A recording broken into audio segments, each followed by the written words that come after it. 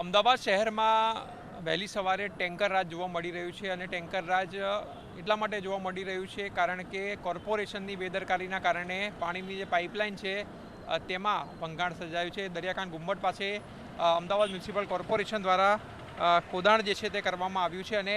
રહીશોનો આક્ષેપ છે કે 20-20 દિવસ થવા છતાં પણ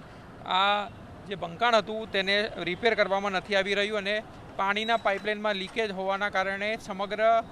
વિસ્તારમાં પાણી જે છે તે આવતું બંધ થઈ ગયું છે અને વહેલી સવારે ટેન્કરો બોલાવવાની ફરજ જે છે તે પડી રહી છે। સાકરજન મુખીની ચાલીની આસપાસ પર 2 થી 3 ટેન્કરો જે છે તે જોઈ શકાય છે। કોઈ સામે જ એક ટેન્કર જે છે તે તમે જોઈ શકો છો, ઉપરાંત આગળ પણ એક ટેન્કર જે છે તે જોવા મળી રહ્યું છે। એટલે ટેન્કર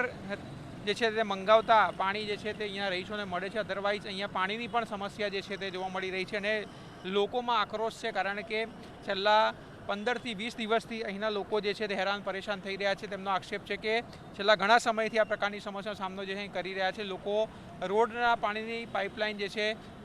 ઉપરાંત ગટરની પાઇપલાઇનમાં ખોદાણ કરવામાં આવે છે, ત્યારબાદ અન્ય જે છે તે રીઝનથી ખોદાણ કરવામાં આવે છે, તેના કારણે